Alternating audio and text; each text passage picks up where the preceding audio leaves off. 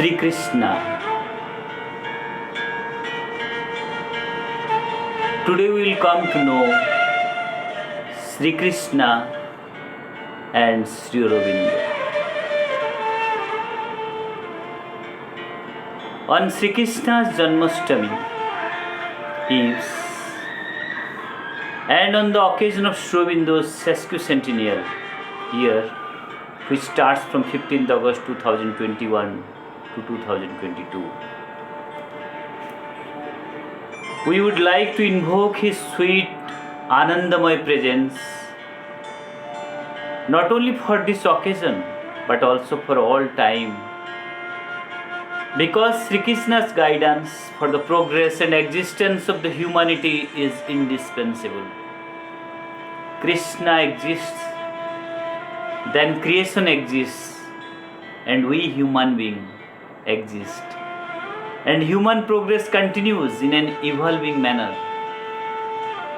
Krishna, who lives as an immanent God within us, as our eternal friend, playmate, guide and path. We need to know this and discover this in our life. We the men are the most fortunate to have the smartest, the most perfect, the most ideal of human divine ever incarnated so far, with the complete divine personality. That is none other than Sri Krishna. He is in front of us to follow eternally. But the one who has become the divine can only know the divine and can put before the human what divine is to man in its highest and perfect form. So, let us know from Sri Aurobindo and the Mother the deeper significance of His presence and work in the creation and in the eternity. We can know from the following messages how in the recent last century Sri Krishna has continued to play his role for a still greater evolutionary change on earth with Mother and Sri Aurobindo. That became a great boon for the humanity from the Supreme Lord.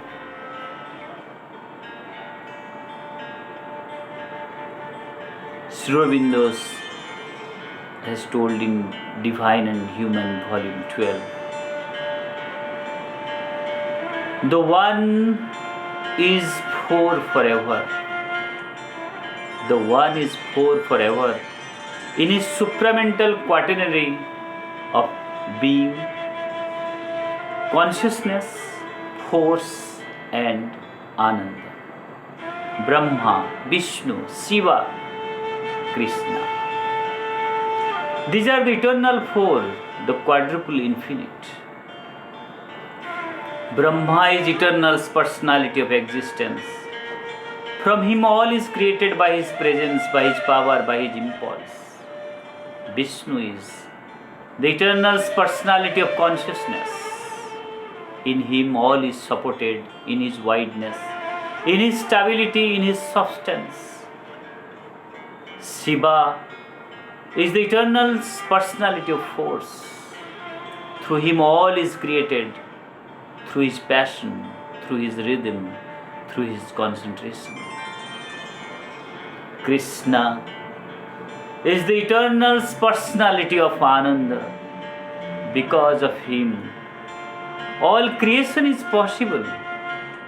Because of his play, because of his delight, because of his sweetness. Brahma is immortality, Vishnu is eternity, Shiva is infinity, Krishna is supreme, eternal, infinite, immortal self-possession, self-issuing, self-manifestation, self-finding. That is how Sri Aurobindo describes about Brahma, Vishnu, Shiva and Krishna, the quadruple infinite. Now the question arises, what is the origin, significance and purpose of festivals such as this Janmastami, whether Diwali, Dasera, Rakhi Purnima, etc. And also some of the Western festivals on these days. Do the gods respond to human aspirations? What is the connection between the inner truth and the external functions of these festivals? What should be our attitude towards the festivals? Mother answers to it. Men like festivals. Then the question has come again. The significance of festivals you wrote to me, men like festivals. Does it then mean that they are men's fancy and whim? Have they no meaning and no utility? Mother is answering. It is men who give a meaning to festivals in order to legitimate their presence. In order to legitimate their presence. The one day festival or few days festivals on that, they legitimatize the presence of the divine. What is about the rest of the days? So for us, we should do the festival like every day. We should legitimize the divine every day. Krishna represents both the universal Godhead and the immanent Godhead. He whom one can meet within one's being and in all that constitutes the manifested world. And do you want to know why he is always represented as a child? It is because he is in constant progression to the extent that the world is perfected. He is in constant progression to the extent that the world is perfected. His play is also perfected. What was the play of yesterday will no longer be the play of tomorrow. His play will become more and more harmonious, benign and joyful to the extent that the world becomes capable of responding to it. And the world becomes capable of responding to it and enjoying it with the divine. Krishna's play, a power of progress, veiling itself behind appearances. Krishna's play in matter, beauty, love and joy are comrades. A play which widens and makes you progress. Krishna's play in the physical, the rule of the avatar upon earth, that is to say, the realization of the new divine world, the gods, superior beings and adverse forces also. Someone asked the question to the mother, can you tell me whether Radha actually existed? Volumes are being written to prove that she didn't. Mother is answering, surely she has lived and is still living. Radha's consciousness symbolizes perfect attachment to the divine. The mother has mentioned all this in the Words of the Mother 3, volume 15. Another some questions to which mother is answered. Krishna is the one of whom Sri Aurobindo speaks here, the divine flute player. That is to say, the immanent and universal divine, who is the supreme power of attraction, and the soul, the psychic personality, called here Radha, who responds to the call of the flute player. So I have been asked to say something this evening on the Radha consciousness. Mother is telling. That is, in fact, on the way in which the individual soul answers the call of the divine. The individual soul answers the call of the divine, that is Radha. Radha's consciousness within us. It so happens that this is exactly what Sri Aurobindo has described. It is that capacity of finding Ananda in all things through identification with the one divine presence and a complete self-giving to that presence. A complete self-giving to that presence. So Mother is telling here, so I don't think I have much to add after this. It is a things through identification with the one divine presence and a complete self-giving to that presence. That's why Mother is telling, so I don't think I have much to add. What I could say would be a limitation or a diminution of the totality of this experience. Then Mother tells about the Radha's prayer, one instance. The Radha's prayer in English was wrote by the Mother on 12th January 1932 and rendered it into French the following day, and Sri Aurobindo then translated the French version into English. For your information, in prayers and meditation there are 313 prayers around, and out of the 24 has been translated by Sri Aurobindo in English and rest through others. But the glimpses of Radha's prayer is described in an occasion by the Mother when she wrote it to a disciple. That is, in 1935 probably, there was a play in which there was a dance of Radhas and Krishna, and Mother was directing that play, and she has expressed here in this letter about the dance when she was directing, what was the feeling she could feel about Radha.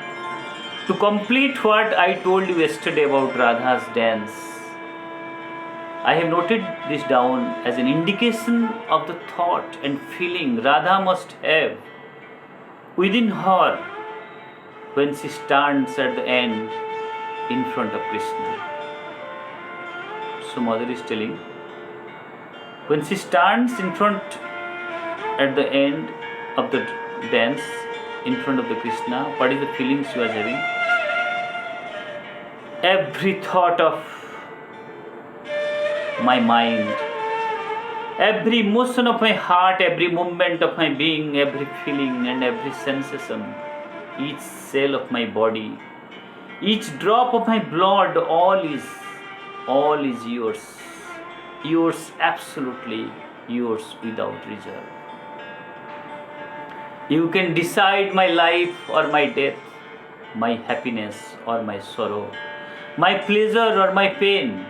Whatever you do with me, whatever comes to me, from you will lead me to the divine rapture. We'll see again how Sri Aurobindo is describing in an introduction to the Gita that Sri Krishna is an avatar.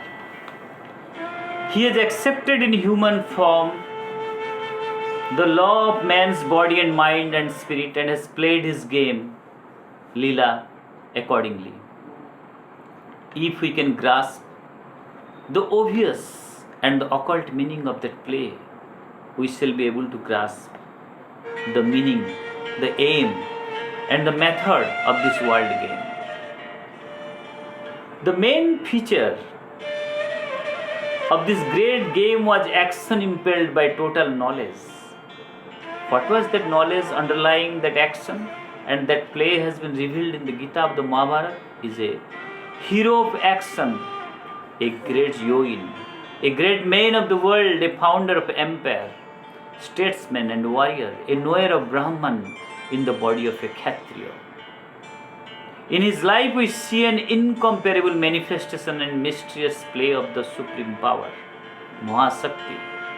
Of that mystery the Gita is an explanation, is Lord of the worlds, universal Vasudeva, And yet, by shrouding his greatness of avatar, his greatness of the personality, the infinite personality, by shrouding his greatness, he has entered into play by establishing with men relations like those of father and son, brother and husband, intimate associate and friend and enemy.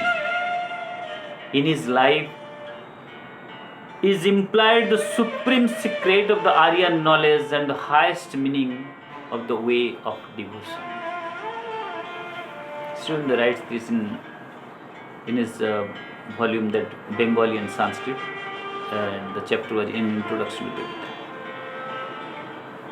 There are several letters in which Sri Aurobindo has answered about Krishna, very relevant in this occasion, and 3 letters I will read out where Sri Aurobindo answers. You can understand the question what could be when Sri Aurobindo answers. I thought I had already told you that your turn towards Krishna was not an obstacle. In any case, I affirm that positively in answer to your questions. If we consider the large and indeed predominant part he played in my own sadhana, it would be strange if the part he has in your sadhana could be considered objectionable. Sectarianism is a matter of dogma, ritual, etc., not of spiritual experience. The concentration on Krishna is a self-offering to the Ishtadeva. If you reach Krishna, you reach the divine. If you can give yourself to him, you give yourself to me. Your inability to identify may be because you are laying too much stress on the physical aspects consciously or unconsciously. But Sri Aurobindo is emphasizing here. That was on 18 June 1943 in the letters on yoga, where Sri Aurobindo is telling that if you reach Krishna, you reach the divine. If you can give yourself to him, you give yourself to me. Another letter in 25th February 1945, where Sri Aurobindo is telling, you can't expect me to argue about my own spiritual greatness in comparison with Krishna's. The question itself would be relevant only if there were 2 sectarian religions in opposition, Aurobindoism and Vaishnavism, each insisting on its own God's greatness. That is not the case here. And then what Krishna must I challenge? Well, the Krishna of the Gita, who is the transcendent Godhead, Paramatma, Param Brahma, Purushottama, the cosmic deity, Master of the universe, Vasudeva, who is all, the immanent in the heart of all creatures. The immanent in the heart of all creatures. Or the Godhead who was incarnate at Vrindavan and Dwarka and Kurukshetra, and who was the guide of my yoga and with whom I realized identity. All that is not to me something philosophical or mental, but a matter of daily and hourly realization and intimate to the stop of my consciousness. Then from what position can I adjudicate this dispute? X thinks I am superior in greatness. You think there can be nothing greater than Krishna. Each is entitled to have his own view or feeling, whether it is itself right or not. It can be left there. It can be no reason.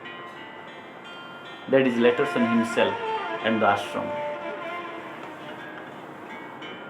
Then, in another occasion on the gods and goddesses and semi-divine beings, on the same letters on yoga, Sri Aurobindo is telling, this is the Krishna of the Gita, the boy. Krishna is the Krishna of Vrindavan. Krishna bringing the spiritual knowledge, will, bhakti, and not love and bhakti alone. Someone has seen the vision where that vision would be explained. But the eye indicates the vision of the higher spiritual consciousness, and the blue expanse indicates that consciousness. The boy with the flute is Sri Krishna. The Lord descended into the world play from the divine Ananda. His flute is the music of the call, which seeks to transform the lower ignorant play of mortal life and bring into it and established in its place the Lila of his divine Ananda. It was the psychic being in you that heard the call and followed after it. In a dream, the correspondent saw Sri Krishna in the prime of manhood. This image disappeared and gave way to a large eye scene in a vast expanse of blue. Then Sri Aurobindo is telling on that context, it is, I suppose, the image of Sri Krishna as Lord of the divine love and Ananda. And his flute calls the physical being to awake out of the attachments of the physical world and turn to that love and Ananda. Krishna with Radha is the symbol of the divine love. The flute is the call of the divine love. The peacock is victory. Blue is his special and significant color, the color of his aura when he manifests. That is why he is called Lila Krishna. The adjective does not mean that he was blue or dark in his physical body, whether in Vrindavan or Mathura or Dwaraka. Violet is the radiance of Krishna's protection. That was why very naturally it brought to you a sense of peace. The mother says that she always saw it, that violet. The mother says that she always saw it when she was in communion with Krishna. And now too, constantly sees it enveloping the ashram. The violet color, which is Krishna's, violet is the radiance of Krishna's protection, which is enveloping the ashram constantly. So you can imagine how much Krishna is always, his presence is full in the ashram and enveloping the violet color to protect the ashram. That's Sri Aurobindo is mentioned in Letters in Yoga 3.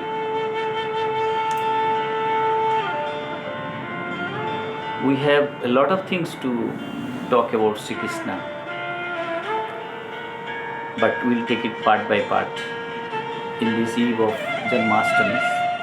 So the second part I will take it up in the next.